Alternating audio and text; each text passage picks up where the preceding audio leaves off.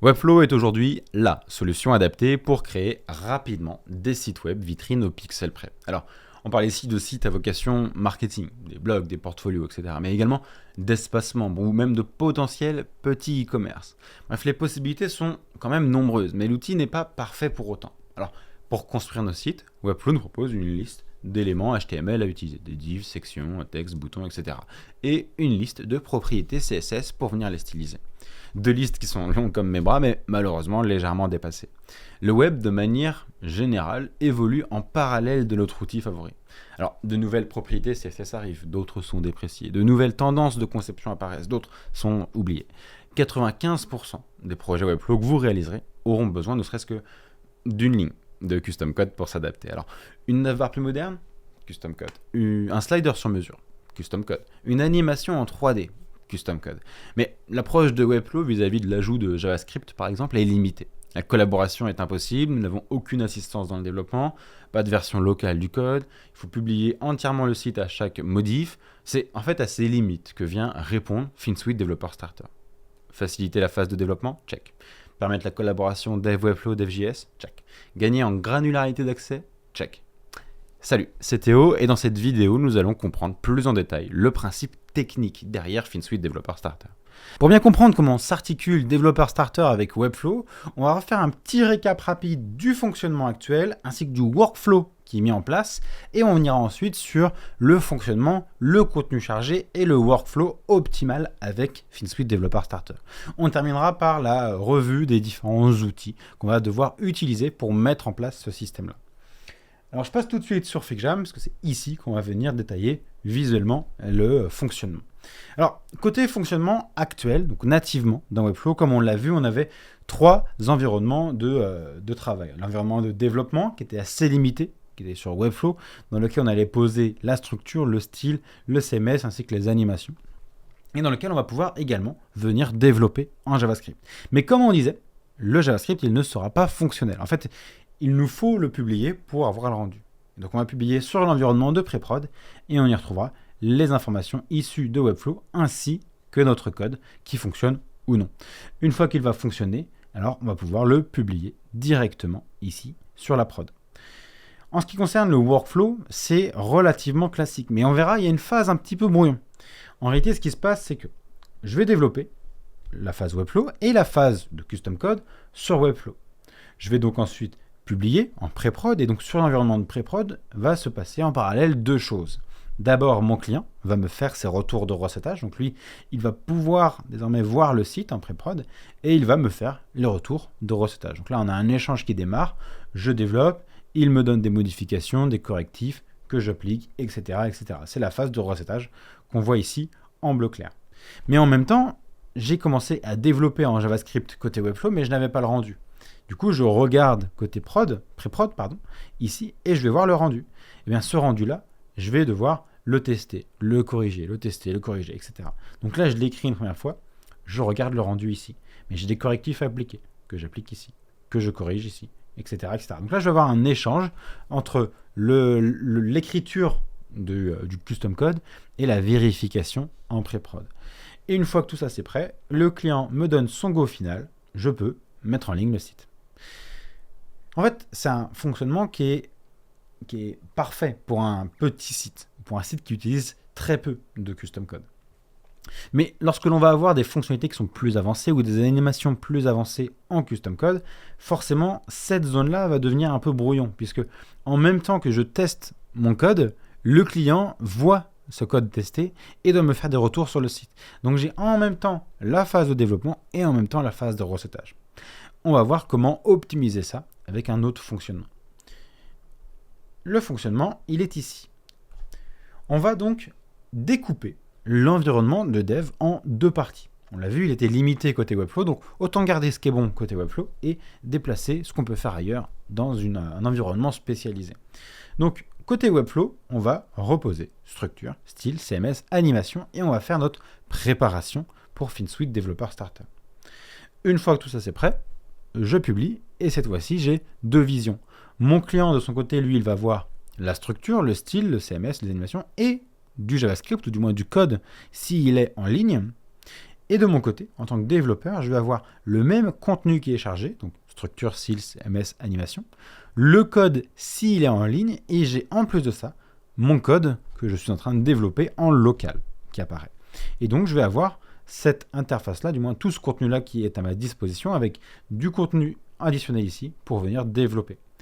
Je vais pouvoir faire mon travail de mon côté. Une fois que c'est bon, tout se retrouve dans le code en ligne et dans ce cas-là, je peux mettre en prod. On va faire une petite pause sur le contenu qui va être chargé selon les points de vue. Côté Webflow, pas de révolution, tout se passe nativement dans Webflow, la structure, le style, etc. Tout est posé directement dans Webflow. Donc c'est Webflow qui m'apporte ce retour visuel.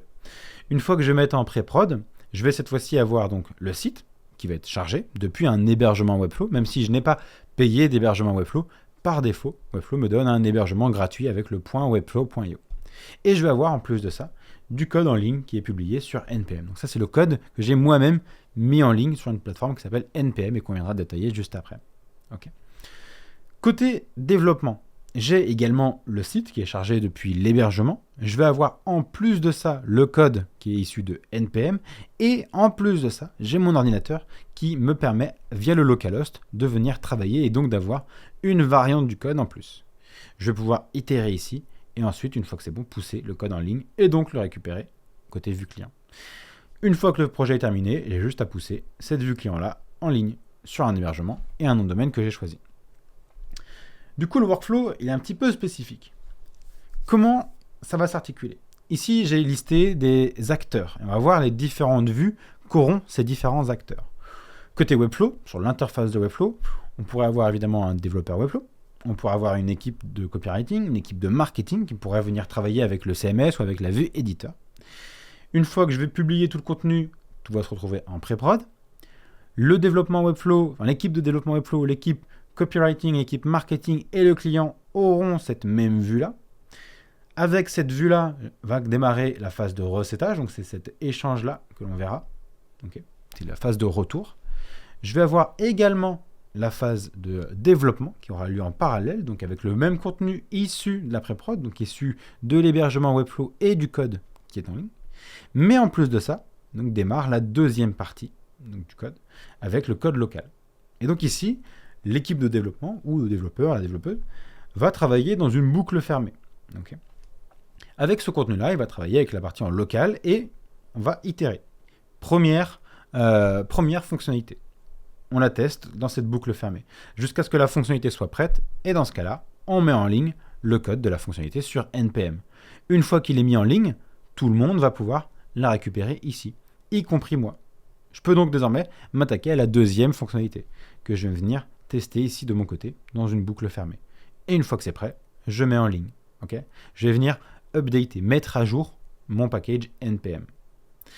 Une fois que ma phase de développement local est terminée, toutes les fonctionnalités sont prêtes, les animations sont faites, je peux maintenant, en tant que développeur Webflow, venir prendre le lead et mettre en ligne le site sur l'environnement de production. Alors pour avoir un tel workflow, il va nous falloir plusieurs outils, évidemment. Plusieurs outils, plusieurs sites qui vont nous servir de ressources pour venir travailler. On va avoir Webflow, qu'on connaît tous. On va avoir NPM, dont on parle depuis tout à l'heure et qu'on va détailler. Mais également GitHub, GitHub Desktop, Visual Studio Code et mon ordinateur. Le rôle de Webflow, il est double. Le développement, classique, on va poser la structure, le style, etc. Et l'hébergement. C'est aussi Webflow qui va héberger mon projet au final. Donc lorsque je démarre le projet, j'ai un nouveau projet, je le crée et mon projet tient dans le temps. Et à un moment, je vais décider de le mettre en ligne. Okay. NPM va avoir le rôle de partage et de déploiement du code. Le code que l'on va y déposer va être utilisé et va être appelé sur le site pour mettre en marche la fonctionnalité ou l'animation. Donc au démarrage du projet, je vais créer ce qu'on appelle un package. Un package NPM qui est une boîte, il faut le voir comme une boîte dans Internet, dans laquelle je vais venir déposer mes scripts. Donc là, mon package se crée.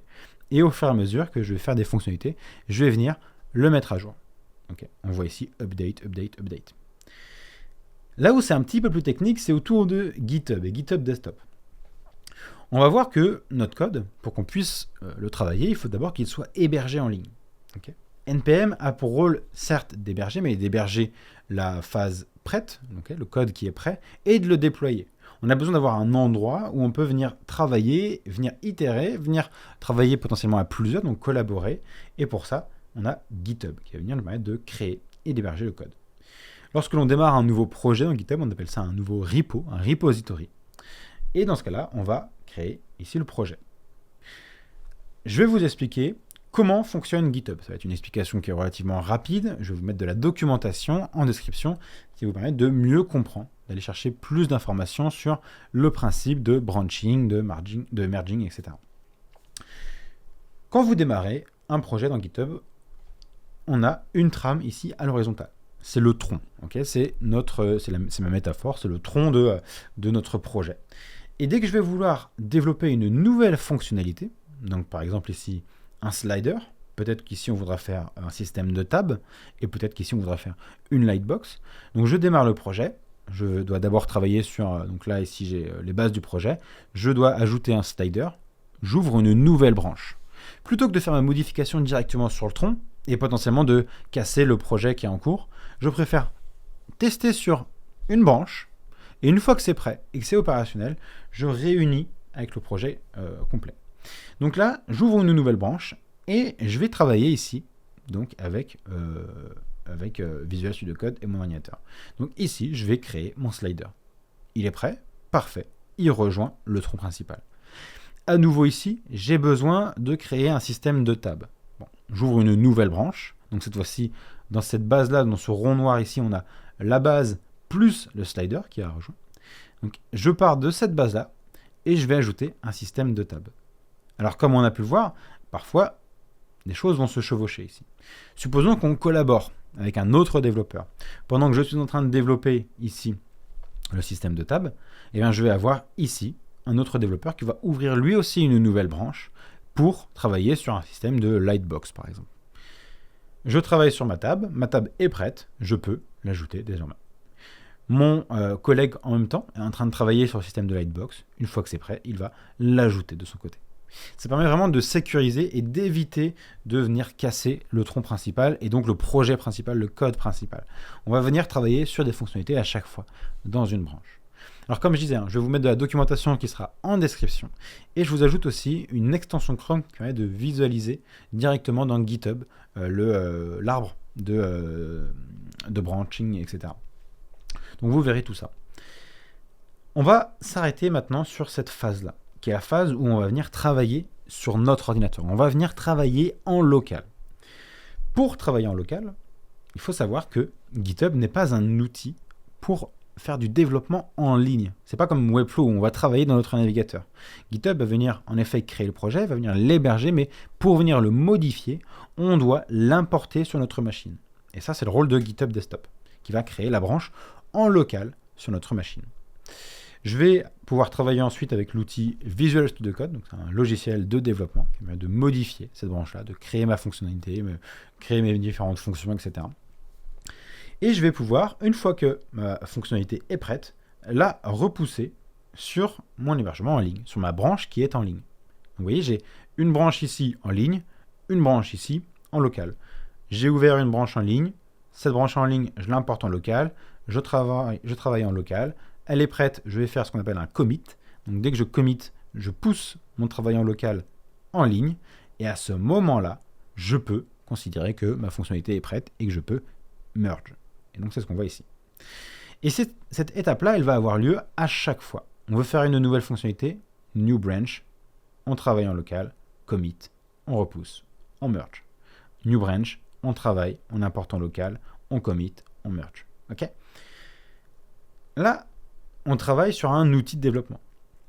Mais pour le visualiser, pour créer un localhost, un serveur local, je dois utiliser mon ordinateur. Donc là, mon ordinateur, je vais lui demander, via une commande spécifique qu'on détaillera juste après, dans une autre vidéo, je vais avoir la possibilité de venir créer un serveur personnel, un serveur local qui n'existe que sur ma machine. Et donc, c'est ce qui va se passer. La fonctionnalité que je suis en train de tester, je la pousse sur un serveur en local ici. J'ai donc maintenant une fonctionnalité qui est disponible en local ici et que je vais pouvoir récupérer pour travailler avec mon site. Donc si je reprends un petit peu l'exemple qui est ici, le contenu qui était chargé en fonction des points de vue. Côté client, on a dit, le site est chargé depuis l'hébergement Webflow et depuis le site en ligne, donc le package en ligne NPM. Très bien. Je regarde ici. Parfait. Le client, lui, il va charger cette partie-là. Le projet en ligne et le package en ligne. Okay. Je vais avoir en plus ici le local. Et ça, c'est la source supplémentaire qui s'ajoute et qui est disponible depuis mon ordinateur. Pour ma vue en développement, j'ai donc le site, le code en ligne et le code en local. C'est-à-dire que moi, en tant que développeur, j'ai accès à ces 3 sources d'informations. Okay. Ces différents outils ils ne sont pas forcément compliqués à utiliser. L'idée, c'est de bien comprendre leur rôle et de savoir comment les appeler, comment les utiliser. Et pour ça, on va avoir toute une vidéo après. Je vais vous faire un passage en revue des différents sites de ces outils-là. Vous allez voir dans la vidéo suivante, les prérequis techniques, on va créer les comptes nécessaires, télécharger les logiciels nécessaires. C'est une vidéo qui a pour but d'être utilisée pour une toute première utilisation. Et ensuite, on aura la 4e vidéo, le démarrage d'un projet, qui, elle, sera la vidéo que vous utiliserez à chaque nouveau projet pour mettre en place Developer Starter. Avant qu'on aille voir les différents outils, les différents sites des outils, je vais vous faire un petit point, parce que depuis tout à l'heure, on parle de beaucoup d'outils, mais là, à quel moment interagit Developer Starter?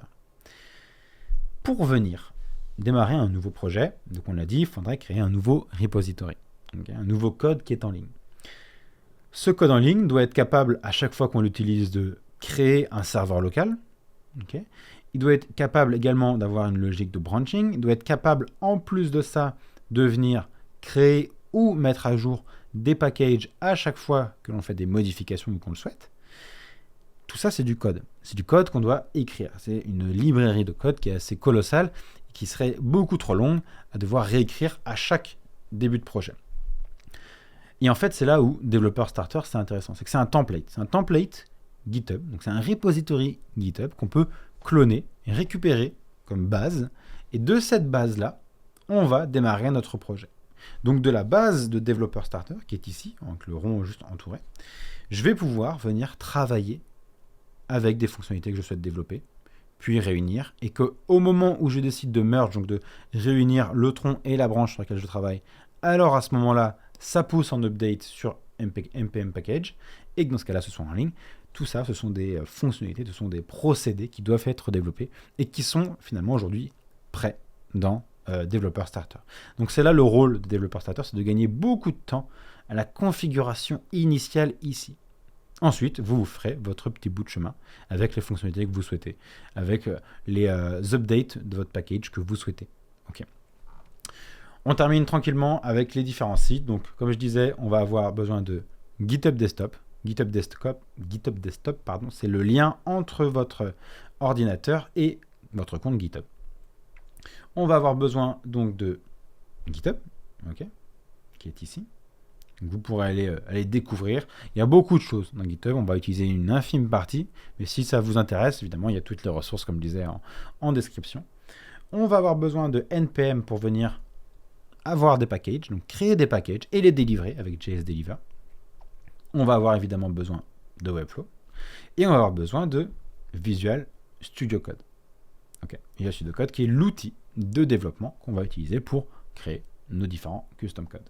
J'espère que ces explications permettront de comprendre plus facilement le fonctionnement et le workflow que nous permet FinSuite Developer Starter. Alors on va aller dans le vif du sujet et on va commencer par installer tout ce qui est prérequis. Ensuite, on ira plus loin et on démarrera un projet. Ok, c'est parti. C'était Théo. Ciao.